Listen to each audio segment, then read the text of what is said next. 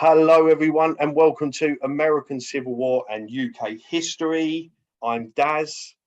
This is live as well. First time, we normally have done lives, but this is the first live presentation of this type.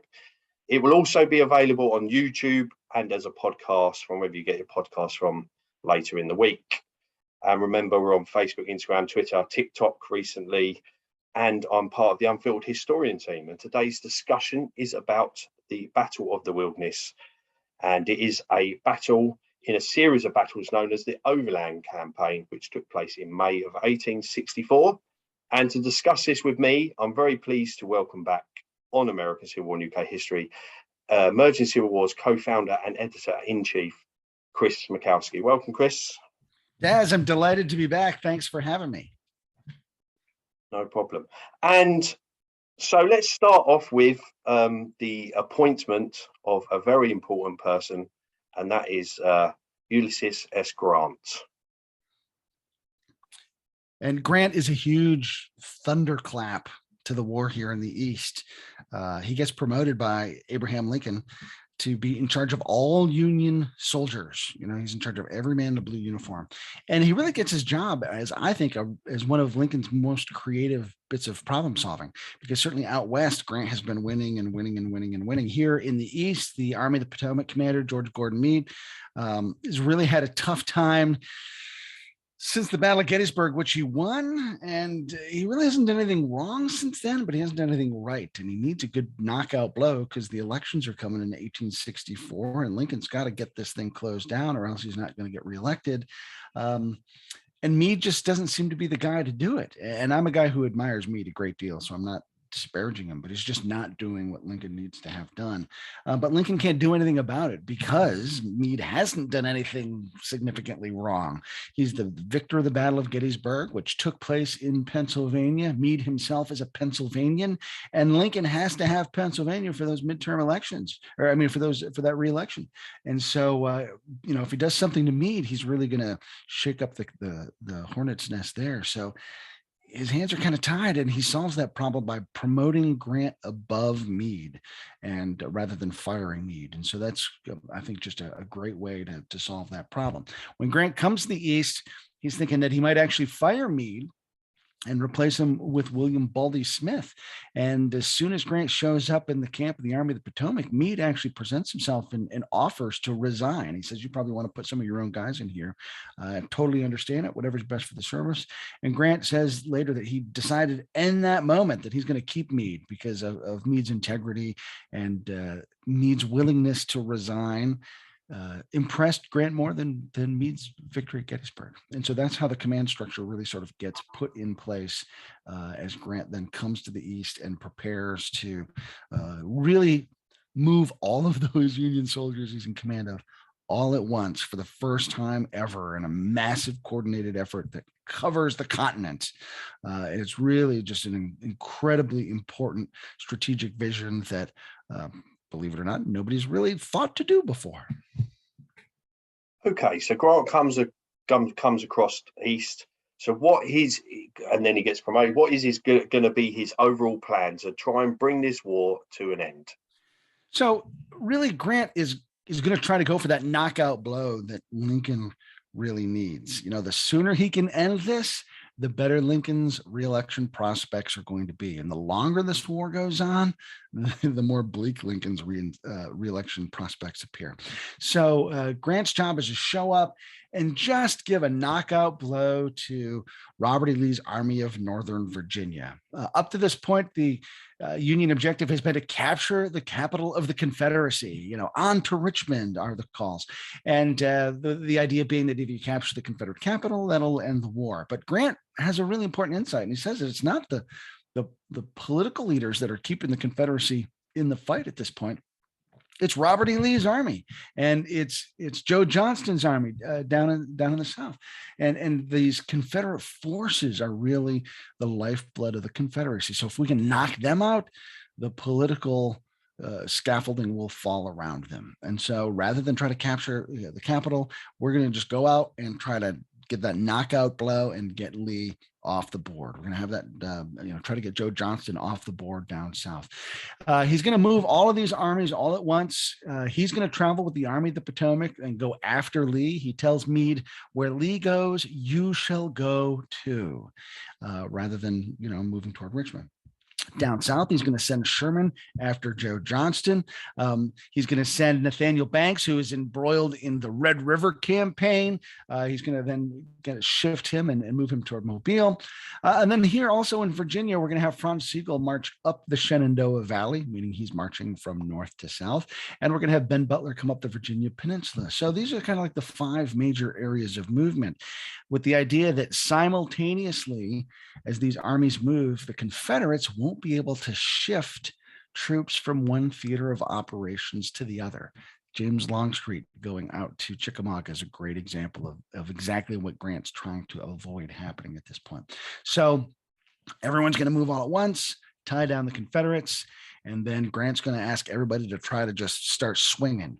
But the other important insight, and this is kind of what he's best remembered for, he says, if by no other means than attrition, we'll wear the Confederates out. So if we can't score those knockout blows, then we're just going to keep hammering and use them up, because Grant knows that he's got more of everything: more men, more material, more resources, more money, more everything. The only thing he doesn't have is time.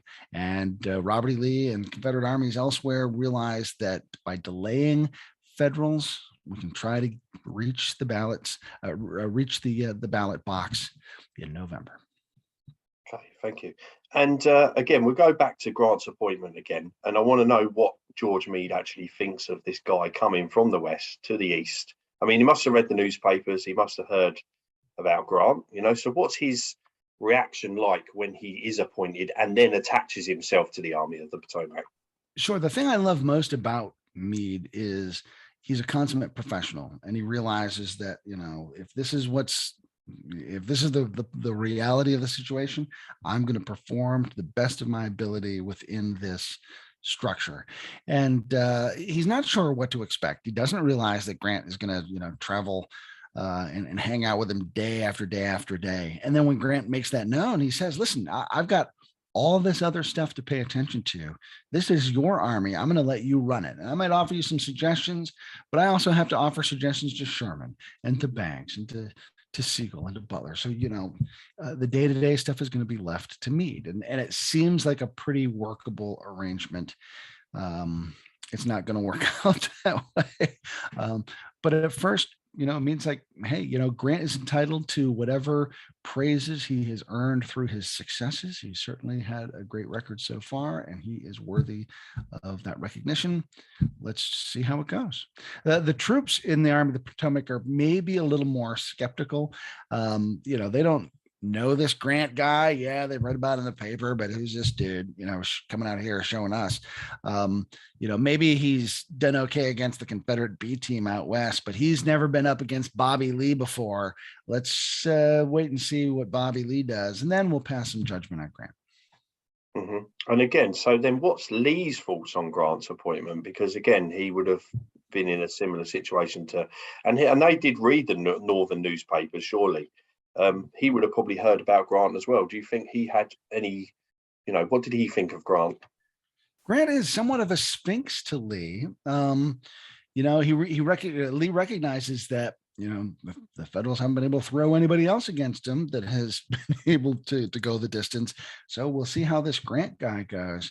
But he doesn't know Grant the way he knows some of these other opponents that he's faced. In the pre-war army, Grant and Lee were stationed far apart. Their paths really didn't cross. They met, during the Mexican War. Grant knew a lot of the guys in the Federal Army in the East that he had fought before, by reputation, if not knowing them personally. So that geographic proximity is something that has worked to Lee's advantage up to this point. It's going to work to his disadvantage when Grant arrives. In fact, there are only 2 people in Lee's army that really know anything about Grant, Cadmus Wilcox and James Longstreet. Both men had served with Grant out in St. Louis. Both had been part of Grant's wedding party when Grant got married to his wife, Julia. And Longstreet's the one who tells Grant, or tells Lee, we had better be ready for this guy, because once he fixes his mind to doing something, he will come at us every single day until he drives us into the river. And so be ready for it.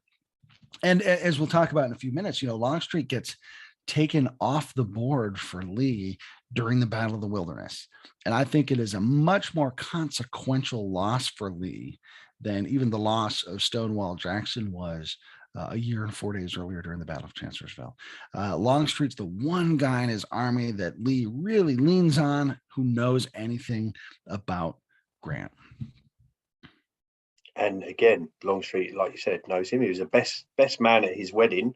That's actually a myth. Is that a myth? Okay, it is a myth, and really only recently has that sort of been somewhat definitively debunked. And I'll give credit to Nick Sacco, who is a historian out at the Grant site in St. Louis, and he's got all sorts of evidence to show and prove and demonstrate. Indeed, Longstreet was there with Grant. They were really good friends. They knew each other, but there's no smoking gun that actually says Longstreet was the best man. He was one of a couple groomsmen.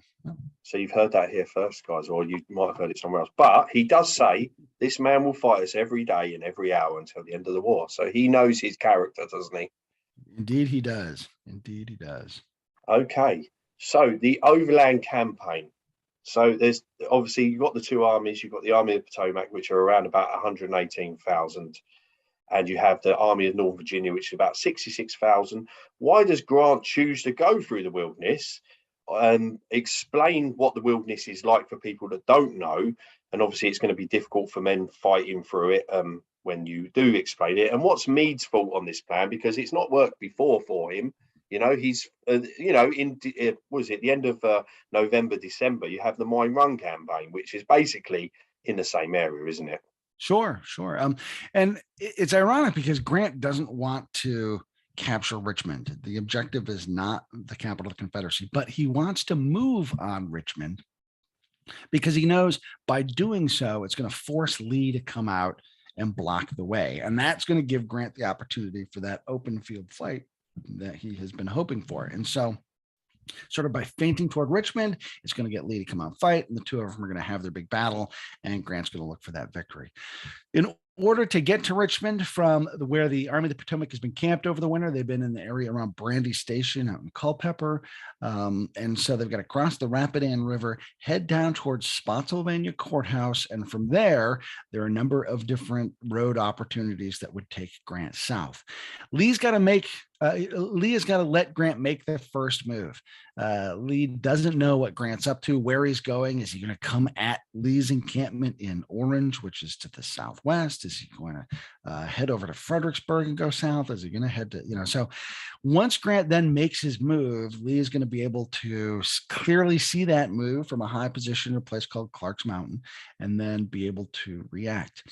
Grant's got to first get through this area known as the Wilderness before he can get to Spotsylvania and that road network at Spotsy that's so important. The Wilderness is 70 square miles of second growth, dense, deciduous jungle. The pictures that Daz is showing right there don't really do it justice because it's defoliated, but it does show you just how close together the trees are, how short and immature the trees are.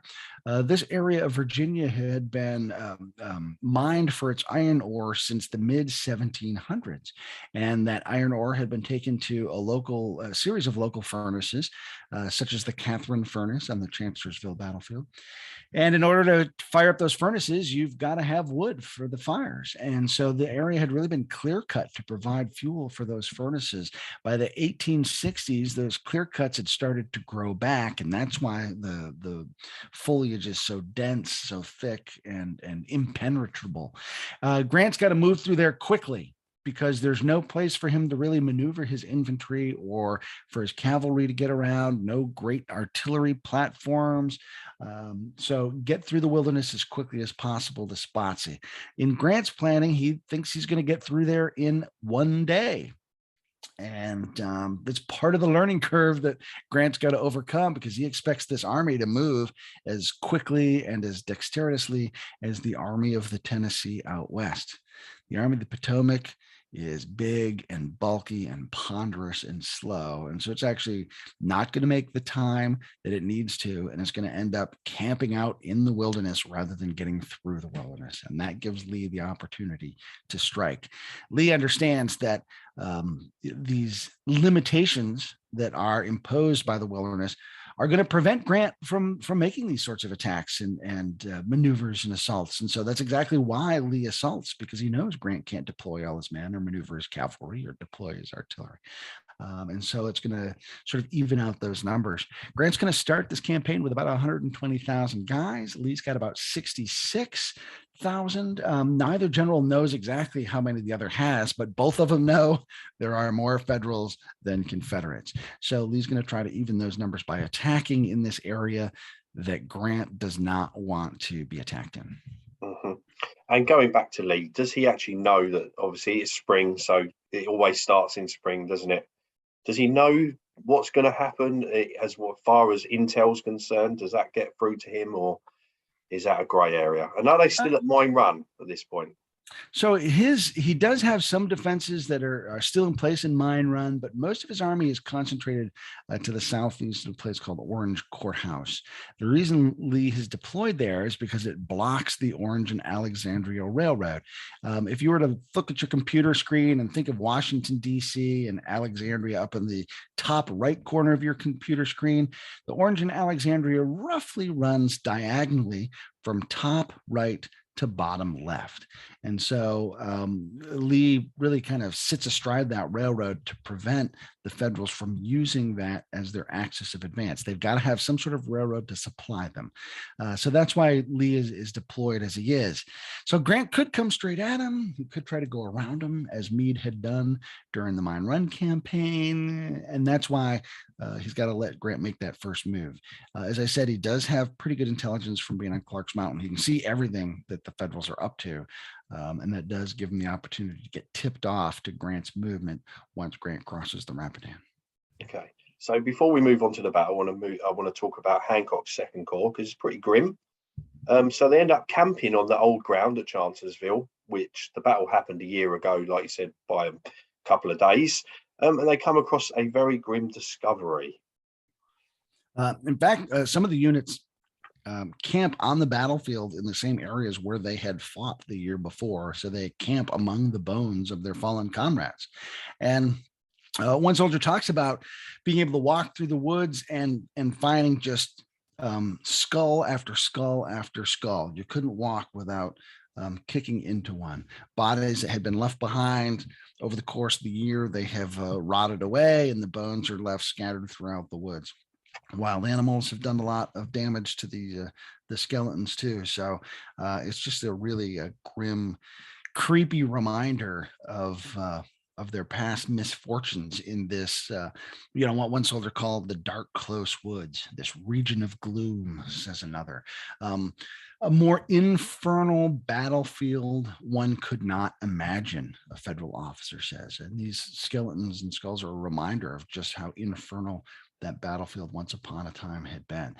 This federal army just has bad mojo in these woods because, of course, they fought through here and moved through here during the Chancellorsville campaign in May of '63. They maneuvered through part of the wilderness during the Mine Run campaign of November of '63. Now they're coming back again. Okay. And I should mention too that the Second Corps, kind of camps right around the Chancellorsville intersection because they're using a different ford to cross the river than, for instance, the Fifth Corps, which is using Germanna Ford to get across the river. The Second Corps is coming down from Ely's Ford. So just so many men to move. They're using multiple roads to get to where they need. What Hancock's supposed to do is actually circumvent most of the wilderness and head down to a place called Todd's Tavern. And from there, things open up as they head down towards Spotsylvania. So they're going to actually have to double back to get into the fight once things erupt along the turnpike and the Plank Road. Okay, so the battle starts at 5 a.m. on the 5th of May.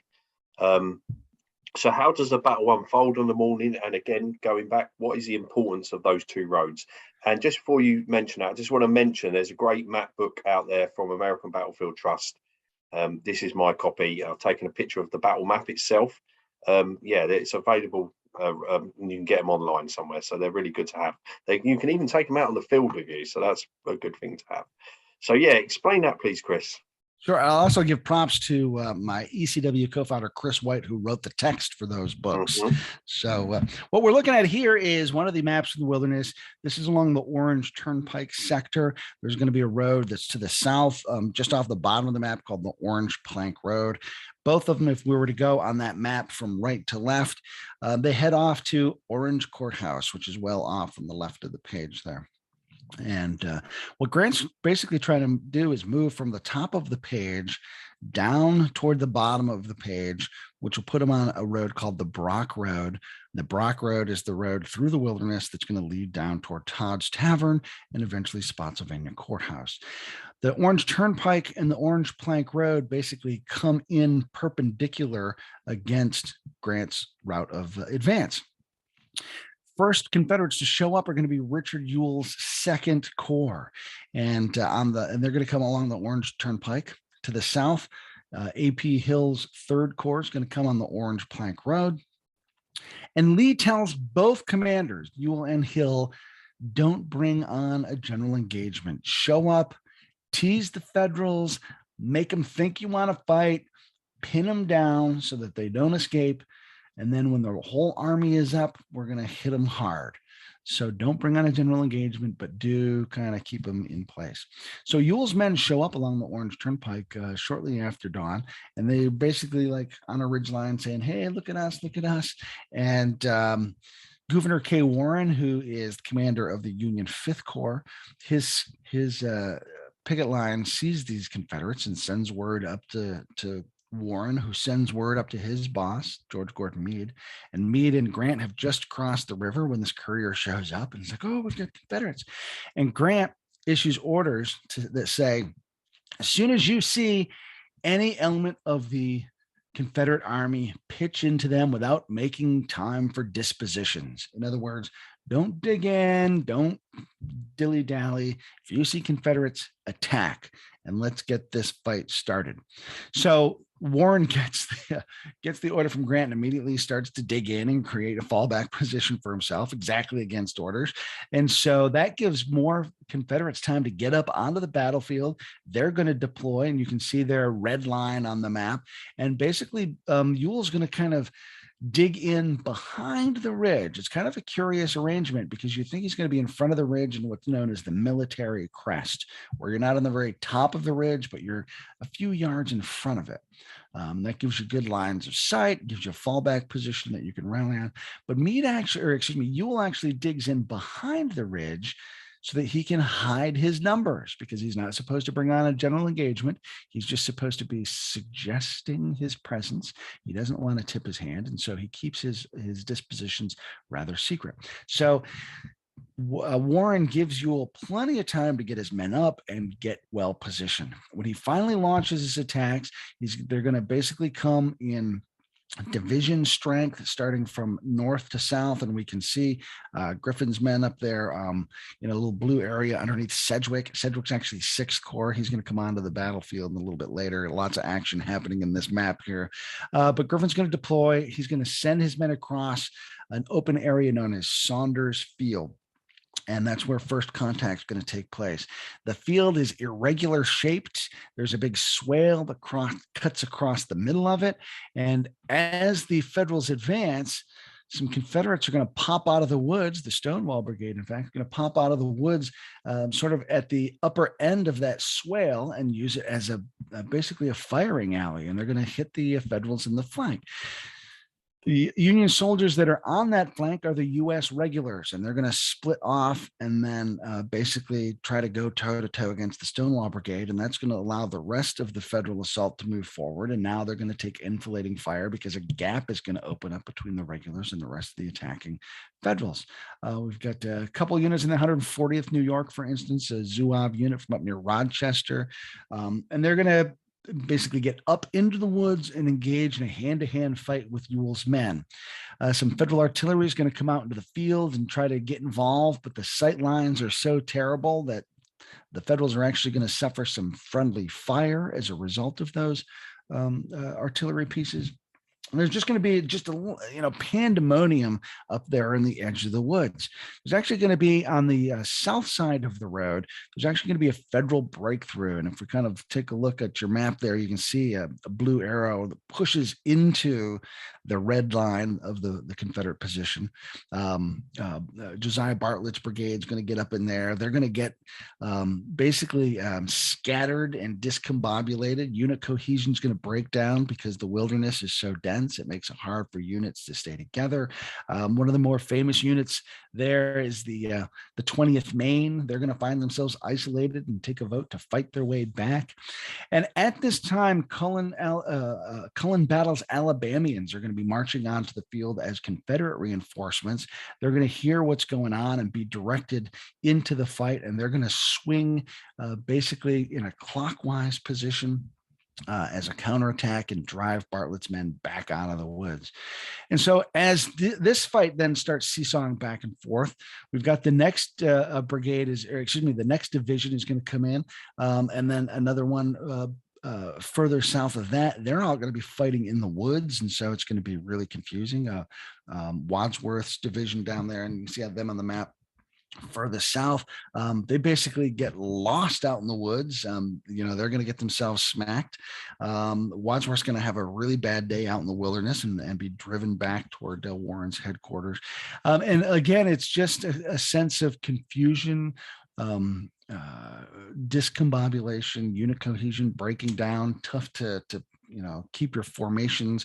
The ground through some of that area is really swampy. And in fact, there's one swamp is going to open up a big hole in the Federal line, and John Brown Gordon's men are going to flood into that and be able to hit Federals in both directions, forcing that fallback that I mentioned a second ago. So it just gets really confusing and really hard for these Federal units to pay attention to what's going on and really understand who they're fighting, how many guys they're facing, who they're fighting with, and things break down pretty quickly as a result. If we get a little further south from there on the Orange Plank Road, A.P. Hill's men are going to start marching into the battle. And just looking here real quickly on the map here, and that's the sector of the battlefield that we're looking at right now here now. Hill's men are coming from the bottom left corner of the picture, heading up toward the Brock Road. And one of Warren's divisions, Samuel Crawford's men, are actually on a piece of high ground that they find themselves isolated on this bit of high ground, and they see Hill's men advancing up the Orange Plank Road and actually advancing past Crawford's position. So Crawford sends word back up to Warren and says, "What do you want me to do? I've seen another large body of Confederates showing up on the field. I've got a really great piece of high ground that I'm occupying, but I'm also in real need of support if you want me to stay up here." And Warren actually is going to pull Crawford's men off of that hill. And as a result, the Federals are going to give up probably their best height advantage of the whole battle. Confederates are going to take that. It's an area known as the Tuning Farm, and the Confederates are going to use that as their headquarters. Lee and Hill will actually use the Tuning Farm itself as their headquarters. And so as Hill's men continue their advance up the Orange Plank Road, they're heading for the intersection with the Brock Road. The Brock Road is that road I told you that heads down to Spotsylvania. And you can see on the map there, the blue line that basically starts from the top of the map and stretches all the way to the bottom of the map. At the time, as this is starting to unfold, there are no blue troops there at all. And so it looks like Hill's men are going to be able to capture that very important intersection. Word of all this filters all the way up through the high command because of Crawford's, Crawford tips things off. And so Grant is immediately going to shift troops in that direction and send the 1st Division of the 6th Corps down there. And the Sixth Corps is going to march behind the Fifth Corps, which is engaged up at the in the other map up at Saunders Field and in the wilderness. And Sixth Corps is going to rush to that intersection. James Getty's going to be in the lead. He's going to arrive at that intersection with his staff. He's got 12 guys with him. And he sees Confederates marching up the road, and he starts yelling out orders, deploy this brigade here and get those men here, get that artillery out, and just making a big theatrical show of being there. And his men start, making all sorts of racket noise. And this is going to spook the Confederates as they're making their advance up the road.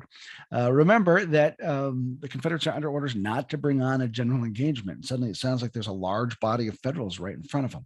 The man who's in charge of these Confederates is a guy named Henry Heath. You might remember that in July of 1863, he was in charge of Hill's column marching toward a small college town in south central Pennsylvania and was told not to bring on a general engagement. And instead, Henry Heath brings on the largest land battle in the history of the North American continent.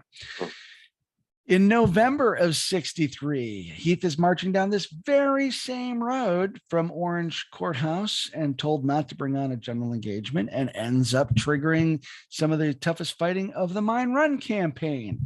And so here he is a third time leading the way under the same orders, and he finally learns his lesson. And instead of pushing forward, he's actually going to call his men to a halt and deploy them in the wilderness. So he finally learns his lesson at the exact wrong moment, because if he had pushed forward, he would have captured Getty and his 12 guys.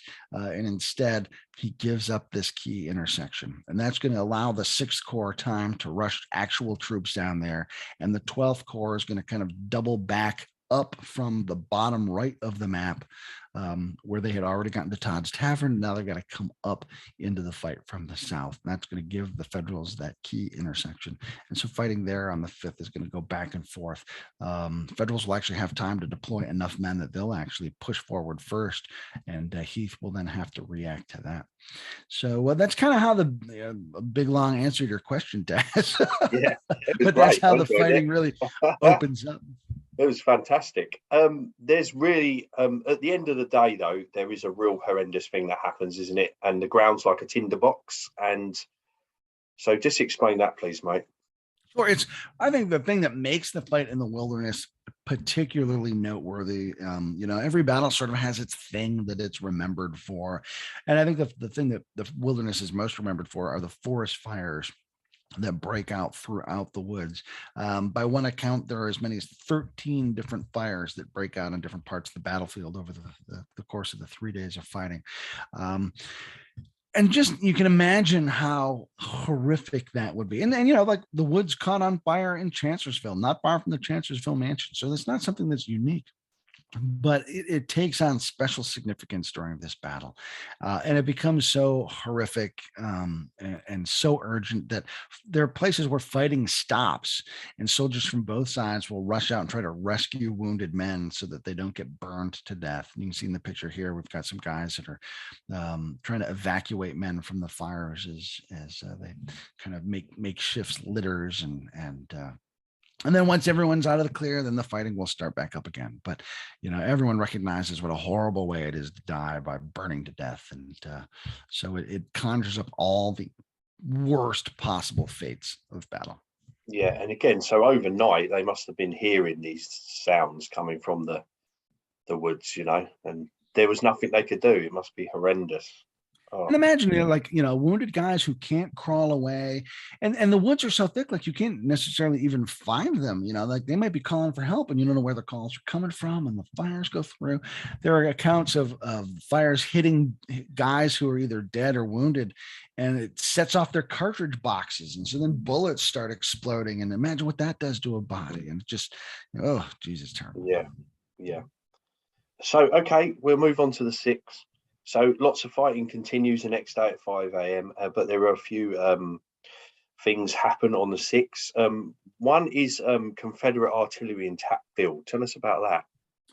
So overnight on the 6th, as the 5th turns into the 6th, here on the south end of the field, A.P. Hill's men are pretty exhausted. Heath's division, Wilcox's division, they've been fighting all day. They're their cohesion has been severely tested. They're exhausted. They ask for permission to fortify, dig in, and Hill tells them no, because James Longstreet's corps is still on the way to the battlefield. They had been positioned in the rear in such a way that Lee could have used them to intercept Grant had Grant taken another route. Longstreet's critics like to talk about how he was out of position or slow to get to the battlefield. He was exactly where Lee had wanted him to be, and he's marching to the battlefield as fast as he can. Nobody actually tells him the battle has started, and once they do, then he double times through the wilderness and cuts his way through the forest and everything to get there as fast as he can.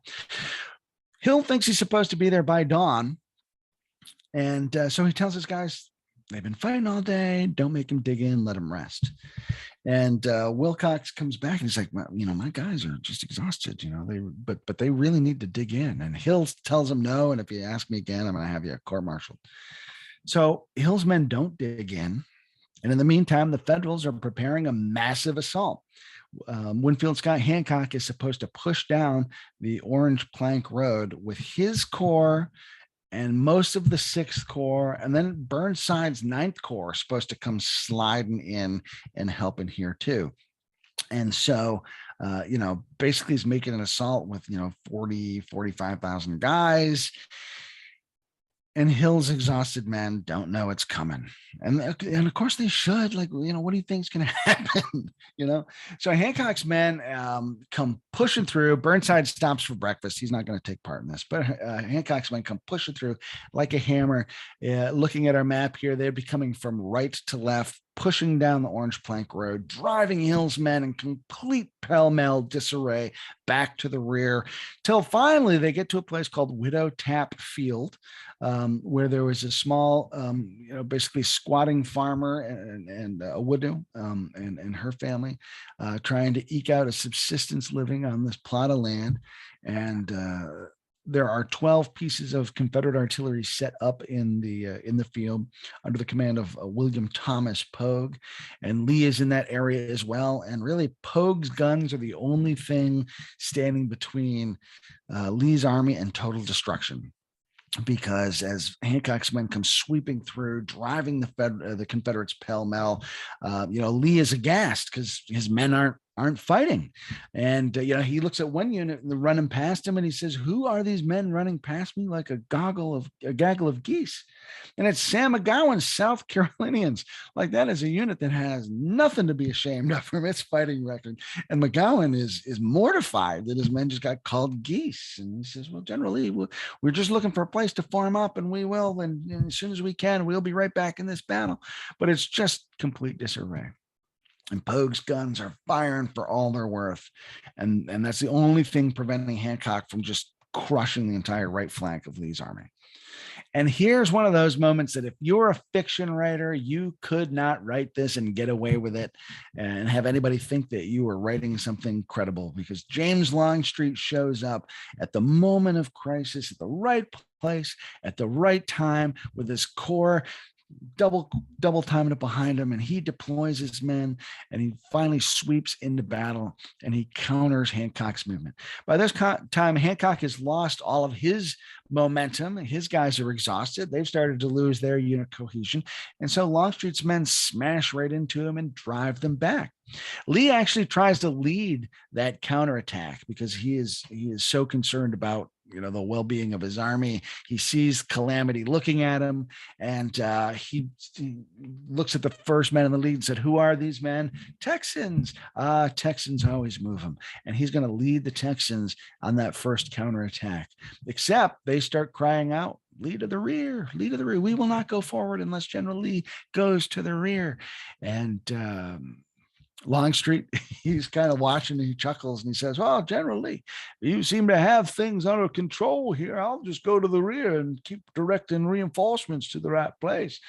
And so some poor corporal has to grab Traveler's reins and haul the horse to the rear as Longstreet then takes command, as he should, and gets that attack and pushes it forward.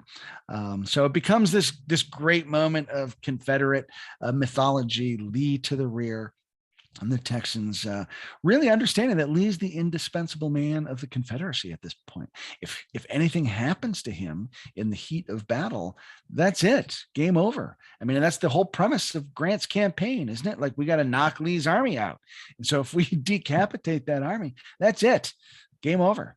And so the Texans recognize this as well as anybody, and they refuse to let Lee put himself in harm's way like that. And it's worth noting that where this incident takes place, there are bullets zinging through the trees and kicking up dust. And as the Tapp family was fleeing the battlefield, one of the young girls later said that she was so amazed that it felt so hot out, and there was hail falling on the road around her. And it wasn't hail; it was bullets that were kicking up dust. So it's really one of those iconic moments of the war. It'll repeat itself twice more over the next week and a half down at Spotsylvania. The last thing I want to mention about this, though, is and you've got the picture of the monument showing there about "Lee to the rear, cried the Texans." This is one of 10 monuments put up by James Power Smith, who was a former staff member of Stonewall Jackson's. And after the war, Smith came back to Fredericksburg and served as a Presbyterian minister. And he put up these monuments to mark important, significant events. And notice that he's not marking like Longstreet to the rescue.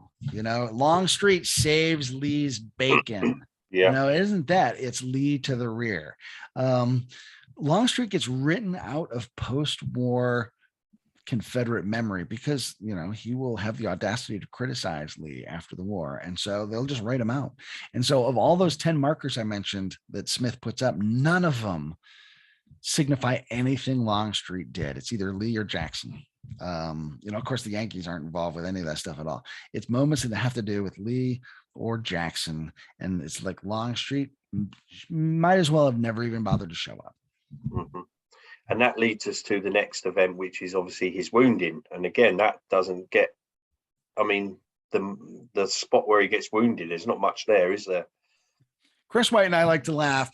Stonewall Jackson gets his own visitor center and a big monument and lots of parking. And Jimmy Longstreet gets a little pull off with 4 parking spaces and 30-minute parking. Mm-hmm. And you have these little signs that are right here. So it completely overlooked or undervalued. And again, I think it just has a lot to do with the way Southern memory lionized Jackson. And I'm a Jackson fanboy, but and really actively wrote Longstreet out of the story. But Longstreet really saves the army here. He shows up, he smashes into Hancock, he drives Hancock back. Hancock loses all of the ground that he has picked up and will eventually find himself back in his earthworks around the Orange Plank Road, Brock Road intersection. And Longstreet will just hammer forward. When his men start to bog down, he's actually going to order a flank attack off to his right that's going to swing up and dislodge the Federals using an abandoned railroad track that's off in the woods there. And as that attack rolls forward, dislodges the Federals, they're going to fall back, and Longstreet's going to just push right up the front again with a forward assault. So he keeps up this pressure, he keeps pushing, he keeps hammering. But in the course of all of this activity, one of his units, the 12th Virginia, actually crosses the Orange Plank Road down in a swale. So nobody sees him cross, and they realize, like, oh, wait, we're separated from everybody else. And they turn around and they start coming back to the road.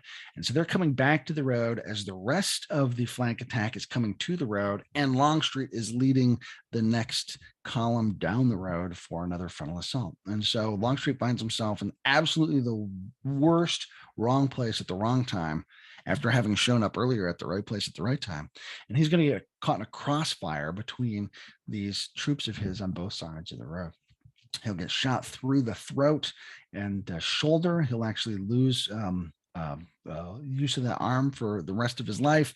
He'll hardly be able to speak more than a whisper for the rest of his life, even though he used to have this big, booming, commanding voice. He doesn't realize just how seriously he's hurt at first. The shot lifts him up out of his saddle, and he sits back down, and he starts to issue some orders, and blood's gurgling out of his throat. And he realizes at that point that his fight is done, and they will take him to the rear. He'll be replaced by his senior division commander, Charles Field, who really isn't prepared for taking over at this point. And so Lee's actually going to have to come to the the front, reorganize everything. And that's going to take hours. And as a result, the Confederates are going to lose the momentum that Longstreet's arrival had originally gained for them. So in the afternoon, Lee's going to send forward assaults starting at about 4 o'clock against Hancock's fortified position at the Brock Road, Plank Road intersection. Hancock will have had 4 hours to fortify. He's going to have 3 lines of defense.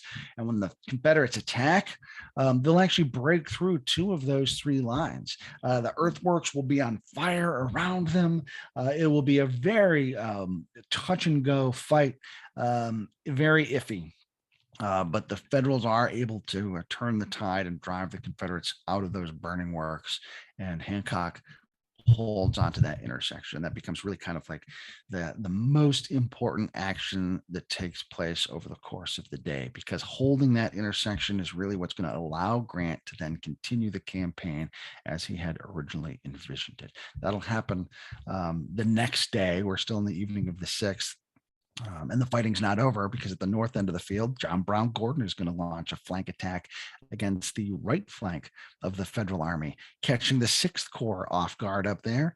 Nightfall will come and finally bring an end to that fight, and the Federals will be able to consolidate their position and secure their flank there. But so Gordon's attack's really a little too late, a little too late. And that's going to finally bring the end to the fighting on the 6th of May. Okay. And so what kind of effect does it losing Longstreet have on Lee on this occasion? Because obviously Jackson's a big loss, but really this is his right-hand man now, isn't it? It's really, as I said earlier, I think this is a more consequential loss for Lee than Jackson's was, for lots of different reasons. And we talked, Longstreet's the guy who's got some sort of insight into Grant. Longstreet is also a very important counterweight to Lee, who's very aggressive thinking, just as Jackson was. And I always look at Longstreet as serving as Lee's ballast. And Lee recognized that. It wasn't like, he was chiming in an unwelcome fashion. There's a reason that Lee made Longstreet his second in command, even over Jackson. Lee really needed Longstreet's counterweight to his own thinking. So that's really important.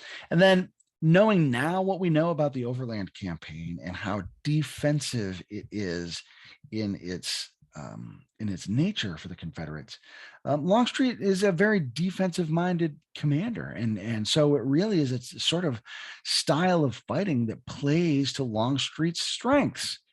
And Longstreet's not there. As we'll see, around the North Anna River on the 24th and 25th, as Lee is incapacitated by dysentery, he doesn't have anybody he feels that he can trust to take over for him. Ewell is sick and has lost Lee's confidence anyway. Hill has lost Lee's confidence. Anderson's new to command. Where's James Longstreet when you really need him, And so Longstreet's loss is just really going to be crippling.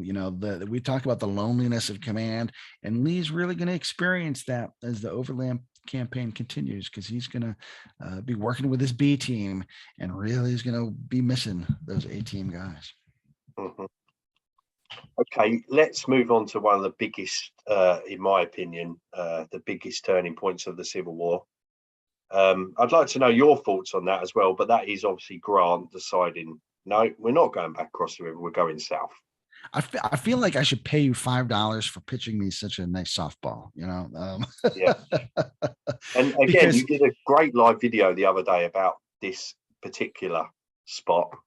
Because I think that, for people who say that Gettysburg was the turning point of the war, I call balderdash on that, because the strategic situation doesn't change a bit. I mean, Gettysburg's important because of what doesn't happen, because if the Confederates win, then maybe they threaten Washington, but maybe the fight just happens at Pike Creek.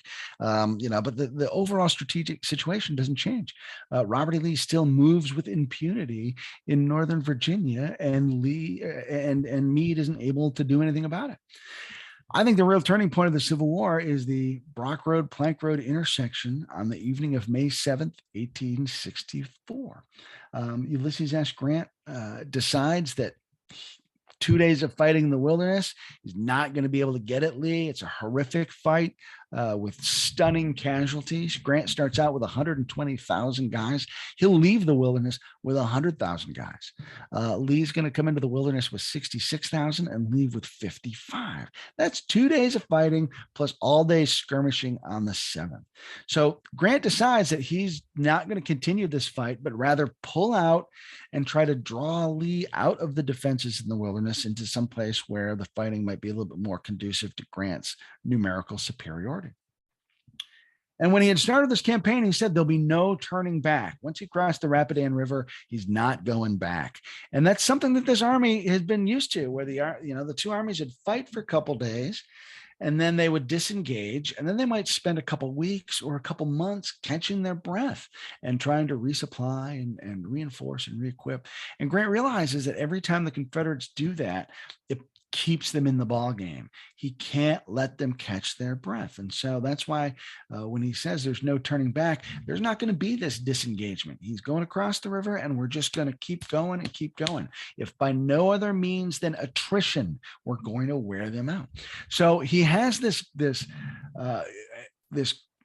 metaphorical, not really a crisis of faith, but like this, like here is where you have the opportunity to actually demonstrate what you've been saying all this time. And, I look at the crossroads as a perfect metaphor, because he rides down to this intersection and he can go to the rear back to Chancellorsville, or he can go back across the river, or he can go on to Spotsylvania. It is a personal as well as a professional crossroads. And he continues on to Spotsylvania. And when his men realize that we're not disengaged, we're not disengaged, we're not retreating, we're not going back, we really are going on, they begin to cheer, and they're under orders to be quiet, not to tip away, the presence of the army commander there. But these guys are excited. Like, they've been fighting for 3 days. And they're not giving up. They're going on. And so this turning point is really important, because they're going to march overnight to Spotsylvania and start fighting the next morning. On the morning of the 8th, fighting in Spotsylvania starts by 7:45, and they're going to fight there for 2 weeks. And when that doesn't work out, Grant's going to move them down to the North Anna River, and they're going to fight there for a few days. And from there, they're going to head to Totopotomoy Creek and to Cold Harbor, and they're going to jump across the James River to Petersburg, and they're going to continue to just extend the line and try to get around Lee and shake things up. And so what starts here in the wilderness on the 5th of May in 1864 continues nonstop until the front parlor of Wilmer McLean on April 9th, 1865. And that's why this is a turning point, because it changes the nature of the war in a significant way. And it happens for Sherman's men. Sherman keeps pushing them forward, as Grant has outlined. And so that's why the wilderness really is the turning point of the war, because it changes the fundamental nature of the war. Mm-hmm. And for Lincoln, it must have been, obviously not losing the men, a relief that finally someone is doing something. I call it grim arithmetic, because Lincoln realizes that he's got more of everything. He just needs a general who's willing to leverage those numbers. And up to this point in the war, no one's really been willing to do that. And Grant's the guy to do it. Now, I will say, imagine if Lincoln and Grant had the sort of relationship that Lincoln and McClellan did. And I don't mean necessarily on an interpersonal relationship, because nobody's going to be quite the character that McClellan was. But Lincoln interfered with McClellan in ways that made that situation worse. And by 1864, Lincoln has learned to keep hands off, and he gives Grant a free rein that he never gave anybody else. So imagine if Lincoln had been sort of the micromanager toward Grant that he had been earlier in the war. And I think that is a huge point too, because things, I think, would have turned out a lot differently in the Overland Campaign had Grant had Lincoln looking over his shoulder, in the same sort of way that Mead's going to have Grant looking over his shoulder, I suppose. Yeah, I've never looked at it like that, actually. That's a good point. Yeah. Okay, let's talk about the most important thing today, and that is the preservation of these battlefields. And I don't know whether people will know this, but Chris is actually I can't remember what it is now. You're on the Central Virginia Battlefields Trust as are you a trustee, or are you a president, a deputy president, or something? I have the privilege to serve as the vice president of the Okay, Central yeah, Virginia sorry. Battlefields Trust. I serve on the Word, board of I lost directors. the word there. I couldn't find it. Yeah, No, so that's right. that must be a privilege to be It part of really the is. organization. These are battlefields that have been important to me for my whole professional career. These are the battlefields where I fell in love with the Civil War. I eventually moved to this area. I'm right at this moment as I'm speaking to you, on the first anniversary of the Battle of Chancellorsville. E.P. Alexander had his artillery in what is now my front yard. Like I'm literally on the battlefield. Oh, My wife's family owns a huge chunk of the Spotsylvania battlefield. So, like, these battlefields are deeply personally important to me. So to be able to work to make sure that they get preserved is really important. So aside from my work with CVBT, I do a lot of volunteer work for the American Battlefield Trust. You guys have probably seen my videos where I go out with Chris and Gary. what would you want to watch them for? I'm only joking. Yeah, and we just have so much fun out there, and Friends of Wilderness Battlefield just do such a great job. I go out and I do programs for them on occasion. The work that these organizations do to preserve these battlefields, I can't overstate their importance, because if we don't have the battlefields, then we lose our single most important resource for understanding these battles and understanding our own history. So if we can go stand on the ground, we can be in touch with our history in a way that we can't otherwise touch it or understand it. I totally agree. And yeah, guys, please go and support these great causes, because otherwise we don't get to walk these places, And I saw a prime example of it on the flank march when I was going around with Tyler.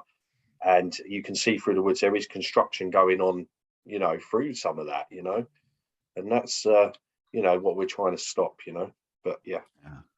And if you stand there in the wilderness and there's houses all around, it's not that wild anymore, as I often say, and you stand at that Brock Road Plank Road intersection, there's so much traffic going through, you'd never know, like, the turning point of the Civil War was right here.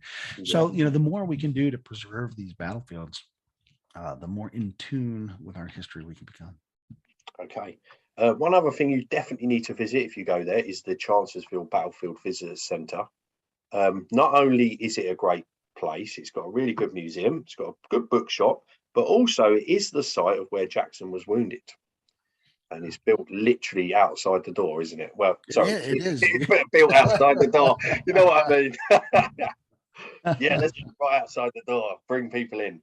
No, but it's a great place to go and visit, to get oriented for not only Chancellorsville, but also the Overland Campaign, and great colleagues that work there, great historians who can answer your questions and get you set on your way there. It's an amazing place. Right, so let's talk about your two books, which is technically one book now, but you can still get both. And I do own both copies. I own an audio copy, which is Hell Itself, and then you have the Dark Close Woods. So tell us about so it's sort of beefed up a bit, isn't it, the Hell Itself? Is that right? Oh, so the Dark Close Wood was a book that I wrote for the Park Service to go along with some new exhibits that they had put out at Elwood, which was Gouverneur K. Warren's 5th Corps headquarters during the battle. And so we wrote that book, and then the Emerging Civil War series came about, and we got to the point where, like, I really need a wilderness book for the Emerging Civil War series. And the Park Service was kind enough to let me take the text from Dark Close Wood and beef it up into Hell Itself.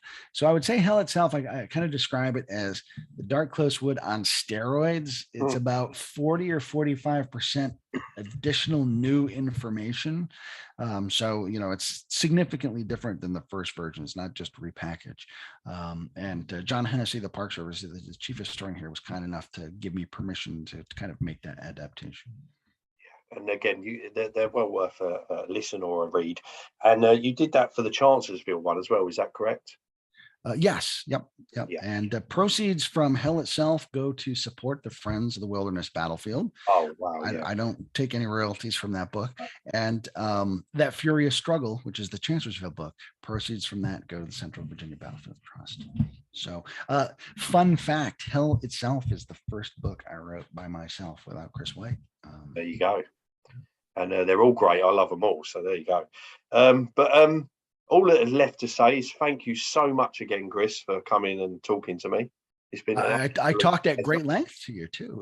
You did, didn't you? Yeah. And I never got bored. I never fell asleep, so it's okay. Well, we got that. And it's late where you're at too, so that Yeah, it's 11 o'clock now. So anyway, thank you very much, mate. Cheers. Take care.